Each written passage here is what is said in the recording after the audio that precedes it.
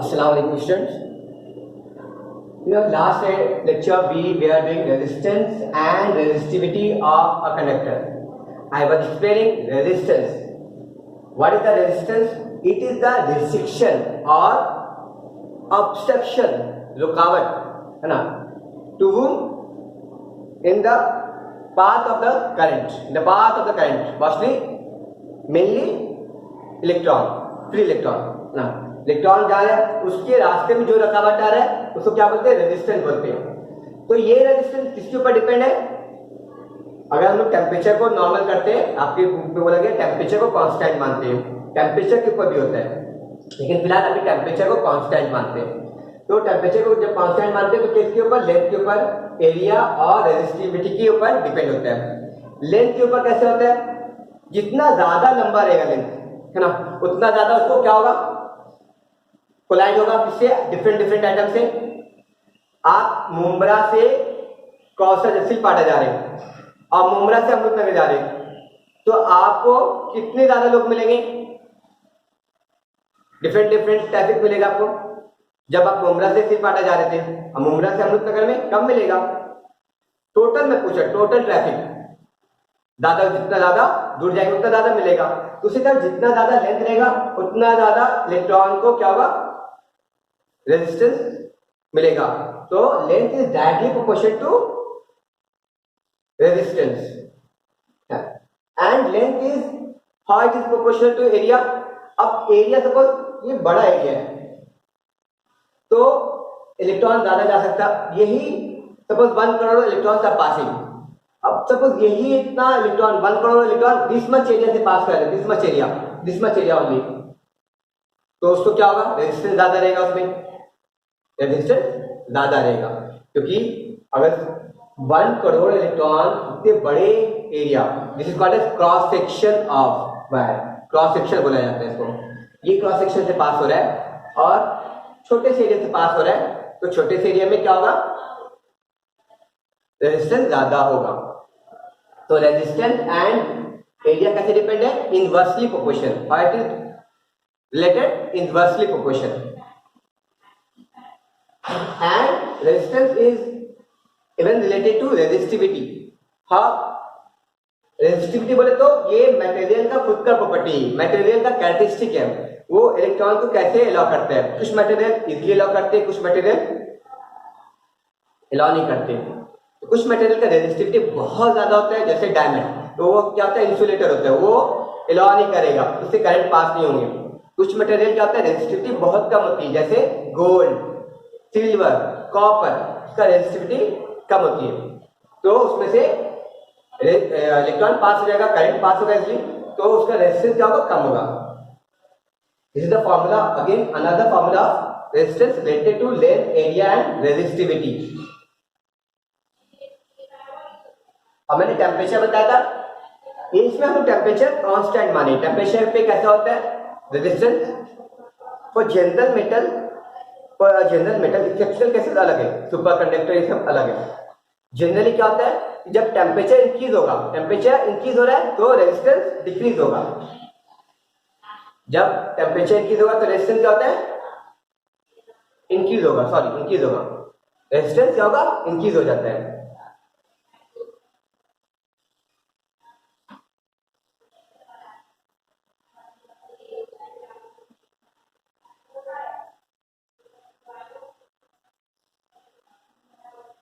At a given temperature, resistance R of a conductor depend on in length, area of cross section and material it is made up of. तो मैंने बताया R is directly proportional to L and inversely proportional to A। अब ये दोनों combine कर दिए। अब proportionality हटाने के लिए क्या किए? एक कांस्टेंट डाले। This constant is called as resistivity, और सिंबल को रो बोलते हैं।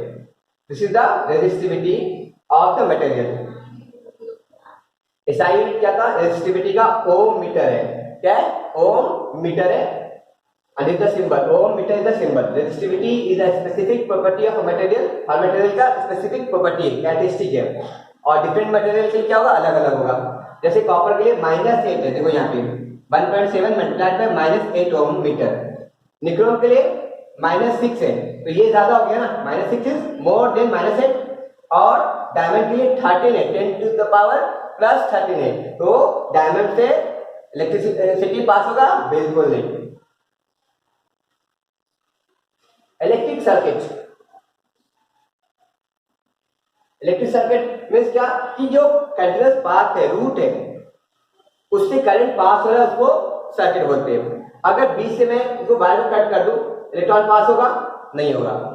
तो यहाँ पे डिफरेंट डिफरेंट सिंबल दिया हुआ है आपको। ये सिंबल का एक मीनिंग होता है, एक इसका यूज है, डिवाइस है ये। जैसे एमीटर, एमीटर का मेन फंक्शन है करंट को डिटेक्ट करना। वोल्टमीटर का फंक्शन है पोटेंशियल डिफरेंस को डिटेक्ट करना। तो यहाँ पे सेल लगा हुआ है, ये सर कंटिन्यूअस है, तो हर एक सिंबल का मीनिंग हम लोग देखते हैं। तो सर्किट को कंप्लीट होना इंपॉर्टेंट है। अगर सर्किट कंप्लीट नहीं हुआ, बीच में टूटा है, तो क्या होगा? करंट पास नहीं होगा। Let's see electric cell. Electric cell का सिंबल क्या रॉन्ग है? It should be not be like this, it should not be like this, it is like plus and minus sign. एक प्लस बिगर रहेगा और minus वाला क्या रहेगा? Smaller रहेगा। तो दिस सिंबल इज रॉन्ग। तो what is the function of electric cell?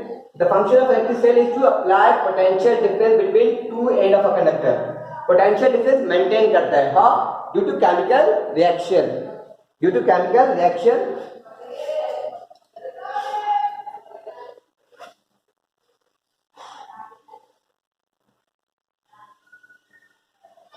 Due to chemical reaction, electric cell maintain the potential difference. तो इलेक्ट्रिक सेल का सिंबल कैसे है? ऐसा। ये तो सिंगल सेल है। अगर कई सेल को कंबाइन कर देंगे, if you combining many cell,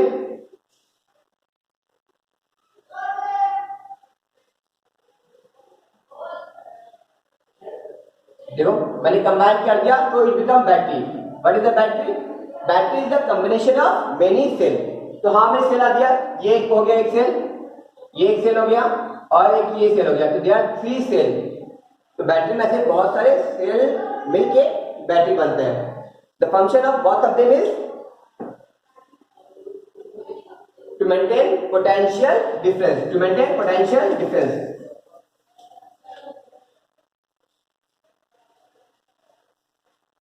question में पूछेगा तो बोलेगा सेल का फंक्शन क्या है? पोटेंशियल डिफरेंस मेंटेन करना। Battery collection of number of cell, तो यहाँ पे कंबाइन है, प्लस एक सेल हो गया, एक सेल हो गया, एक ये सेल हो गया। तो लार्ज पोटेंशियल के लिए बैटरी यूज करते हैं, स्मॉल पोटेंशियल के सेल यूज करते हैं। ओपन, टैप, की और प्लग। प्लग को आप टैप भी बोलते हैं। ये सिंबल है, ये ओपन है मतलब बंद है, स्विच बंद है। ये से आप स्विच ऑफ कर सकते हैं, स्विच ऑन कर सकते हैं। ओपन है मतलब स्विच ऑफ है, फ्लो नहीं होगा करंट का। क्लोज मतलब स्विच ऑन है, क्लोज टैप या प्लग ऑन है। तो ये रॉन्ग हो गया वापस से।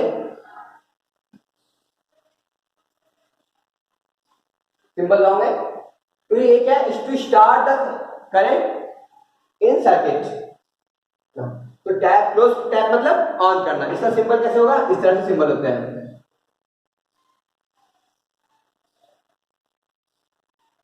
ऐसा सिंबल है, बीच में डॉट, मतलब ये क्लोज है। अगर ये डॉट मिला तो मतलब ओपन है। Open means switch off.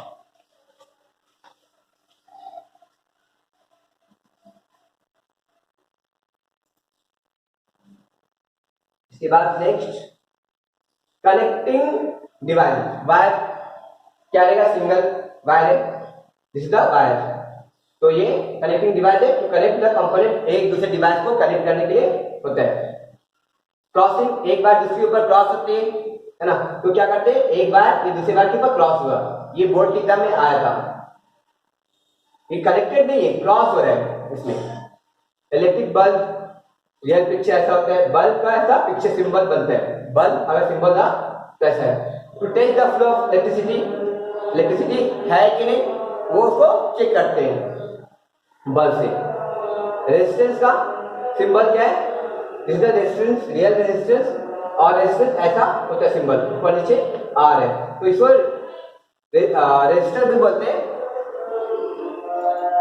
उसका क्या था? फिक्स था, रेजिस्टेंस उसका फिक्स था।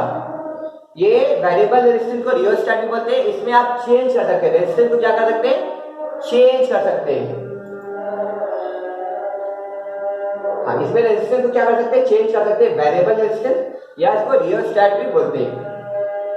जैसा आपको चाहिए वैसा रेजिस्टेंस बढ़ा सकते हैं। Ammeter, this is the A plus minus over here, so it is to show current is flowing. Voltmeter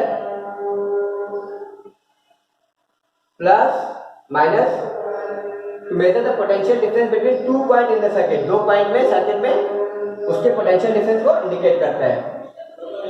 conductor and insulator, what are they?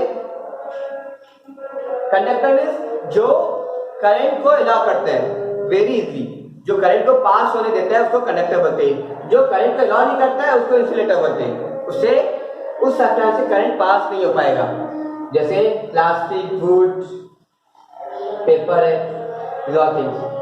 Conductor, gold, silver, these are the best conductor.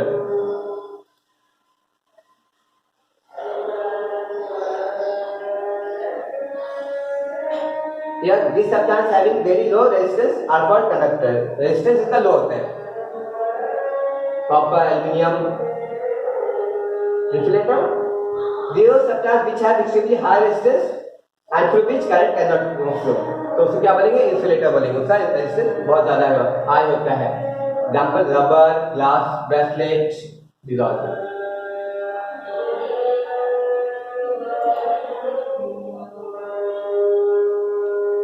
Let's solve some example. What is the question given? The resistance of a filament in a light bulb is 1000 ohm. Resistance is given 1000 ohm. If the bulb is fed by a current from a source of potential difference कितना है? 230 volt है. How much is the current will flow? तो मुझे क्या मिला है? Potential difference मिला है और resistance मिला है.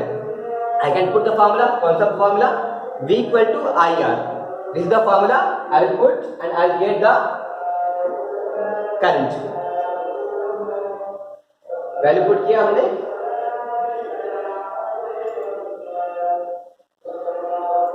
वैल्यू पुट किए रेजिस्टेंस का, पोटेंशियल डिफरेंस का. This is the formula V equal to IR.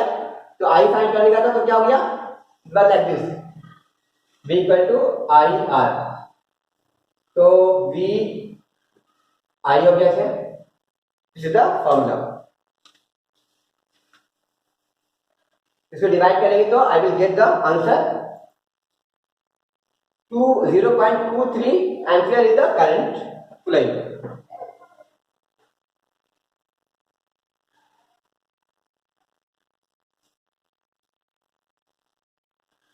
Next question read, the length of a conductor wire is 50 centimeter. Wire is कितना? Radius कितना है? This much mm, 0.5 mm is there. If its resistance is 30 ohm, what is the resistivity of the material? Length दिया हुआ कितने? Centimetre में. तो मुझे SI unit में कन्वर्ट करने करेगा. तो फिर मल्टीप्लाइड बाय 10 टू पावर -2 है. ये -2 मतलब 100 से डिवाइड कर रहे हैं इसको. एरिया कैसे निकालते हैं? पाई आर स्क्वायर निकालते हैं. This is the area formula. तो रेडियस दिया mm में दिया हुआ है तो इसको मीटर में कन्वर्ट करूंगा मैं. उसके बाद मुझे रेडियस मिल जाएगा. कितना होगा? 5 multiply by 10 to power -4 metre हो गया. ये आपको आना चाहिए conversion. If you don't know, take the books of 5th standard and learn how to convert meter into millimeter, millimeter into meter. Resistance क्या है? 30 ओम. रेजिस्टिविटी का फॉर्मूला क्या है? Rho equal to R A multiplied by L. And A is the area of circle. Area of circle है, area of the cross section है. Area का formula क्या था? Pi R square. Value put कर दिए सबका. ये वैल्यू पुट किए. पाई का वैल्यू है 3.14. ये आर का वैल्यू है and this is the resistance and this is the length. Solve करेंगे इसको तो we will get the resistivity of this wire.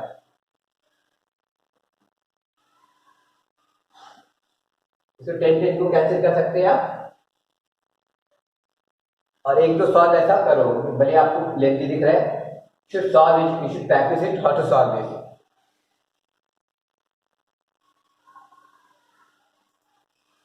this one is the ohm meter is the resistivity 4.71 multiplied by 10 to power minus 5 ohm is the resistivity of the material.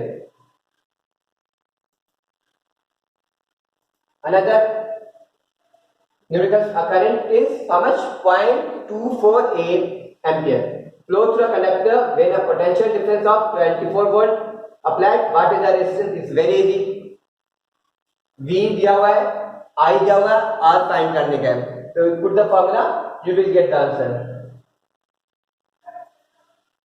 Formula put के I got the answer. V का value, R का value put के and I got the answer this much. Resistance is 100 ohm. अब थोड़ा बड़े सम में देखते हैं. Determine the current that will flow when a potential difference of 33 volt is applied between two end of an appliance. आप video pause करो और सम को सॉल्व करो टेक्स्ट बुक में सॉल्व करेंगे तो आपको क्लियर होगा concept. Having a resistance of 110 ohm resistance दिया हुआ है और पोटेंशियल डिफरेंस दिया हुआ है. If the same current is to flow through an appliance having a resistance of 500 ohm, how much potential difference would be applied across it to it? तो आप क्या करते हैं, क्वेश्चन में बोला कि ये रेजिस्टेंस और ये क्या है, पोटेंशियल डिफरेंस है. अभी बोला कि सेम करंट होगा ना और रेजिस्टेंस बढ़ा दिए तो पोटेंशियल डिफरेंस कितना होगा. तो देखते हैं, पहले वाले में हम लोग स्टेटमेंट का क्या फाइंड करेंगे, करंट फाइंड करते हैं.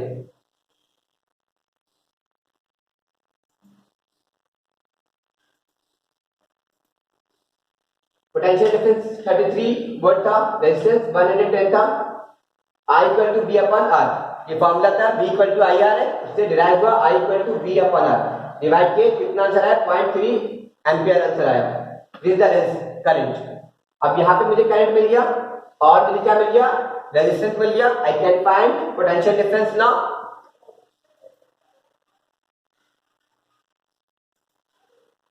सेकंड वाले में करंट है, रेजिस्टेंस है, बी का वैल्यू मिल गया. पोटेंशियल डिफरेंस इज 150 वोल्ट हो जाएगा. वन मोर सम. आप जितना ज्यादा सम प्रैक्टिस करेंगे उतना ज्यादा इजी होगा. रेजिस्टेंस कितना है कॉपर वायर का, having a length of 1 kilometre and diameter कितना है 0.5 mm. अब रेजिस्टेंस फाइंड करने का, कॉपर वायर का आपको ये रेजिस्टिविटी याद करने का नहीं होता, आपको दिया रहेगा, मेंशन कर क्या रहेगा, क्वेश्चन में मेंशन होगा. रेजिस्टिविटी कितना इतना दिया हुआ है. ओके, तो रेजिस्टिविटी है, लेंथ है किलोमीटर में, वो कन्वर्ट करेंगे मीटर में, तो this will be 1000 metre. 0.5 mm is the diameter. इसको कन्वर्ट करते हैं इसमें रेडियस में, कितना हो जाएगा 0.25 हो जाएगा radius. Let's solve. See the example.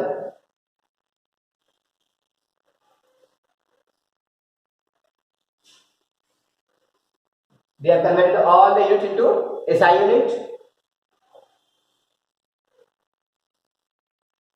Kilometer, 1 kilometer is equal to 1000 meter.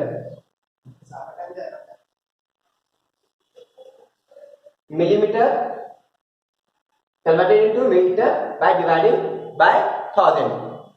Radius is what? A equal to pi r square. तो डायमीटर के लिए क्या होगा, इसको डिवाइड करेंगे रेडियस को तो डायमीटर निकलती है ना, तो यहाँ पे डायमीटर ही पुट कर दिए ना. This is the area, this is the area. Now we got the area, we got the length, we got the resistivity. We can find resistance by putting the value.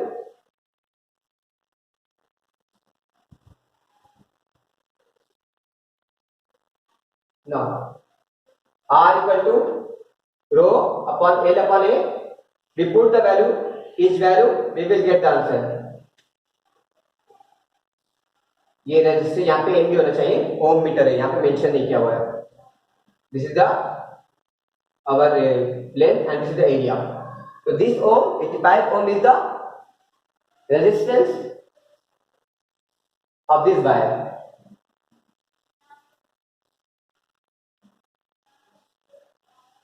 System of resistor and effective resistance.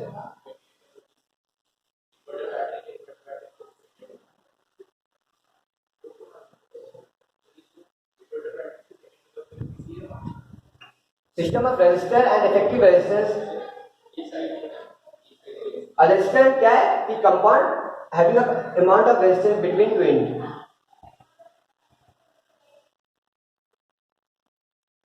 इसमें resistor में mention होते हैं, क्या होता है, resistance mention होता है, fix होता है। सपोज इसका 5 ओम है तो 5 ओम ही रहेगा, इसका 10 ओम है तो 10 ओम रहेगा रेजिस्टेंस, इसका 3 ओम है तो 3 ओम रेजिस्टेंस रहेगा। तो इसको रजिस्टर क्या बोल सकते हैं, रजिस्टर बोलते हैं, TOR होता है यहाँ पे रजिस्टर। ये हमारा सर्किट शो किया हुआ है, यहाँ पे की है, यहाँ पे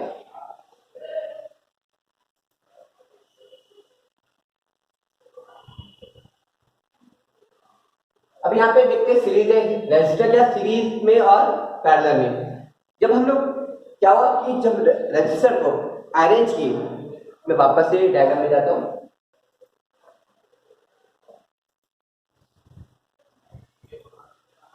ये कंप्लीट सर्किट है, की ओपन है, this is the cell, this is the positive, this is the negative, ammeter, voltmeter, और ये क्या हुआ, रजिस्टर है। तो अब देखो यहाँ पे अरेंज कहते हुए यहाँ पे एक रजिस्टर नहीं है या रेजिस्टेंस एक नहीं है, तीन है। और कैसे अरेंज है, एक कंटिन्यू था, उसके बाद उसका एंड दूसरे के एंड से कंटिन्यू है, उसका एंड तीसरे के एंड से कंटिन्यू है, और इलेक्ट्रिसिटी पास हो रही है, इलेक्ट्रिसिटी पास हो रही है। इस तरह के अरेंजमेंट को जो एक रजिस्टर का एंड दूसरे रजिस्टर के एंड से कनेक्ट होता है उसको क्या बोलते हैं, रजिस्टर इन सीरीज बोलते हैं। क्या बोलते हैं, register in series. This is Munaf sir, okay? Voice speaker here. Munaf sir, you are most welcome. Okay. तो ohm law is applicable to all connected resistor. तो हम लोग सीरीज में पढ़ेंगे कि किस तरह से अगर हम लोग सीरीज में अरेंज करते हैं तो रेजिस्टेंस का क्या होता है, रेजिस्टेंस इंक्रीज होगा, डिक्रीज होगा, क्या होगा। यहाँ पे R1, R2 and R3 resistance they are connected one after the other, एक ही लाइन में कनेक्टेड है। तो जब इसमें देखा गया ना कि अगर हम लोग जब सीरीज में अरेंज करते हैं रेजिस्टेंस को तो क्या होता है, रेजिस्टेंस क्या होता है, इंक्रीज होगा, क्या हो जाता है, इंक्रीज हो जाता है। यहाँ पे value of the current I माने potential difference C and D का, यहां से यहां तक का क्या है, V है। पोटेंशियल डिफरेंस यहां से यहां तक का क्या है, रेजिस्टेंस का V है।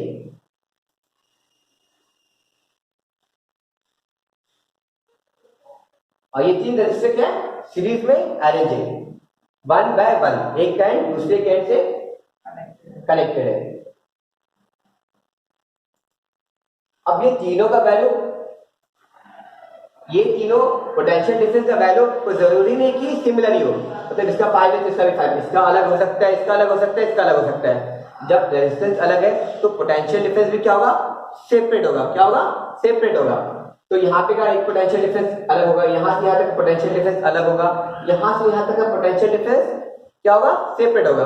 तो मुझे अगर ओवरऑल पोटेंशियल डिफरेंस निकालने का है C से D तक, तो मैं क्या करूंगा, ईच पोटेंशियल डिफरेंस है उसको क्या करूंगा, ऐड कर दूंगा, सम कर दूंगा, V1 V2 V3 जितना भी और भी रहा, अगर और रजिस्टर रहा, इसीलिए यहाँ पे डॉट डॉट दिया हुआ है, तो जितने पोटेंशियल डिफरेंस है सबको मैं ऐड कर दूंगा। तो क्या मुझे मिलेगा, effective potential difference, it means total potential difference.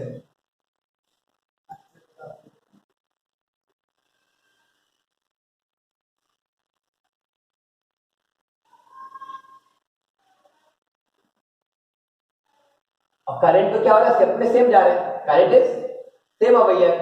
तो मुझे यहाँ पे what we have to calculate here कि टोटल रेजिस्टेंस कितना है, ये पूरे सर्किट में टोटल रेजिस्टेंस कितना है। करंट इज सेम, ये जो करंट जो पास हो रहा है ये क्या हो रहा है, सेम ही पास हो रहा है। तो टोटल रेजिस्टेंस कितना है ये हमें देखने का है। ओम्स लॉ क्या बोलता है, V equal to IR, potential difference equal to current multiplied by resistance. This one is the effective resistance बता रहे हैं, टोटल रेजिस्टेंस। V1 किसका, इसका, V2 किसका, इसका, V3 ये वाले रेजिस्टर का।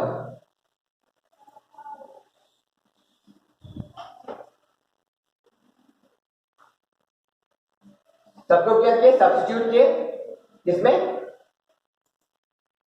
आर में, जिससे पहले जो इक्वेशन मैंने लिखा था ऐसा v equal to v1 plus v2 plus v3, तो ये v1 का वैल्यू कितना है यहाँ पे, ये v2 का value is this one and v3 का वैल्यू इज दिस वन। तो इसीलिए यहाँ पे वैल्यू पुट कर दी इसमें, this is the effective resistance, v का वैल्यू इज दिस वन। ये क्या है, इफेक्टिव रेजिस्टेंस मतलब total resistance in a circuit.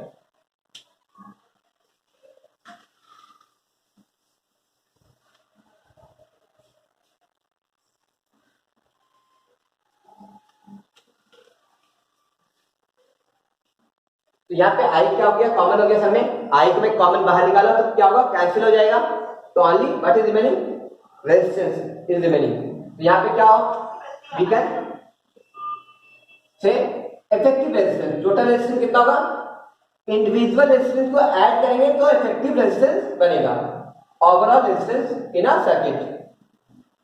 अब यहाँ पे सपोज n नंबर है तो हम लोग इसको n से मल्टीप्लाई कर सकते हैं, n बार ऐड कर सकते हैं, R is equal to R1 plus R2 plus R3 plus that dot n तक RN, मतलब कितना भी 10 रेजिस्टर लिया तो 10 तक ऐड करने पड़ेगा, मतलब ओवरऑल रेजिस्टेंस क्या हो रहा है, इसका सर्किट का इंक्रीज हो जा रहा है, एड अप हो जा रहा है। जब रेजिस्टेंस सीरीज में रहता है कनेक्टेड, सीरीज मतलब एक के बाद एक एंड के बाद दूसरा एंड, दूसरा एंड के बाद तीसरा एंड, तो क्या हो रहा है, रेजिस्टेंस को हम लोग क्या करते हैं, ऐड हो जाता है, इफेक्टिव रेजिस्टेंस क्या होगा, ज्यादा होगा। सपोज ये 5 है, ये 10 है, ये 6 है, तो आर कितना हो गया, 5 10 15 प्लस 6 21 ओम हो गया, तो टोटल रेजिस्टेंस क्या हो गया, ऐड अप हो गया, इंक्रीज हो गया। अगर घर में इस तरह से अरेंज सर्किट है और सीरीज में है तो क्या होगा, टोटल रेजिस्टेंस घर का इंक्रीज हो जाएगा। इसमें एक और प्रॉब्लम है, अगर ये वायर किसी कट गया तो करंट पास होगा, इधर से सर्किट ब्रेक हो गया तो करंट पूरे एरिया का खत्म हो जाएगा, इधर भी करंट नहीं रहेगा, इधर भी नहीं रहेगा, इधर भी नहीं रहेगा, जितने बल्ब होगा सब क्या हो गए, बंद हो जाएंगे। तो ये डिफॉल्ट है इसका कि अगर बीच में ब्रेकअप हो जाता है तो क्या होता है, करंट आगे फ्लो नहीं होगा, इसमें करंट सेम रहेगा, रेजिस्टेंस और वोल्टेज क्या होगा, डिफरेंट रहता है।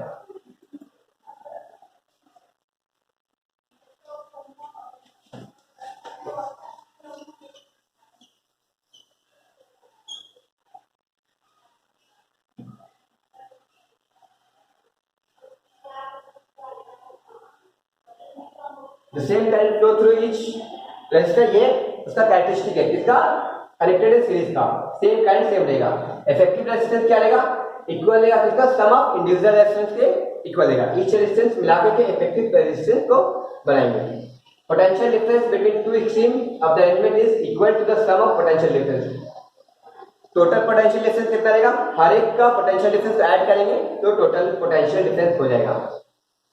इफेक्टिव रेजिस्टेंस हमेशा ग्रेटर रहेगा, किससे, इंडिविजुअल रेजिस्टेंस से, जो छोटे छोटे रेजिस्टेंस से टोटल रेजिस्टेंस आया वो हमेशा ग्रेटर रहेगा। Example of resistor in series, example देखते हैं, 3 resistors having resistance of 15 ohm, 3 ohm and 4 ohm connected in series. Effective resistance कितना हुआ, ऐड कर दो तीनों को, 15 प्लस 3 18, 18 प्लस 4 18 प्लस 4 22, तो इफेक्टिव रेजिस्टेंस कितना हो गया, 22। ठीक, put the value 15 plus 3 plus 22 is the effective resistance. एक और सम देख लेते हैं, 2 resistor having resistance 16 ohm and 14 ohm are connected in series.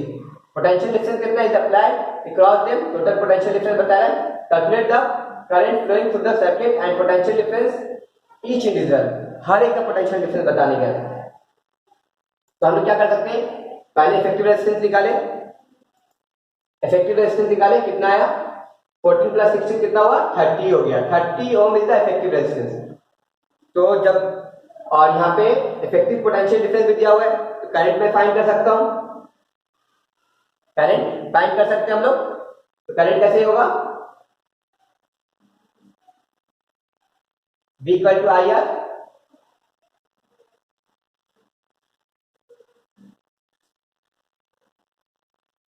ये दोनों में वहां पे ट्रिपल बी था वो रॉन्ग था।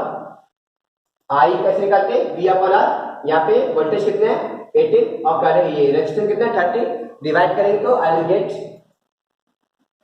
Gate the current.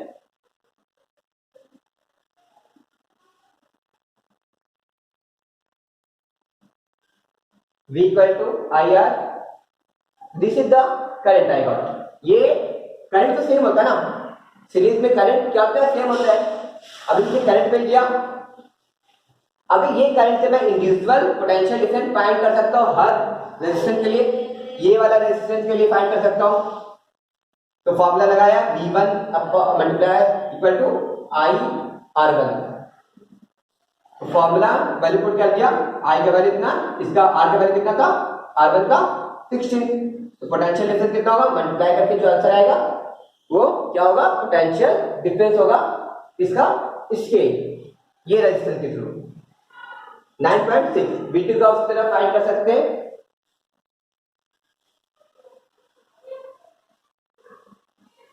Put the value, आई का वैल्यू सेम रहेगा, आर का वैल्यू कितना 14, तो इसका वैल्यू कितना हो गया 8.4, तो 9.6 is the voltage around this and 8.4 is the voltage around this ohm, 14 ohm।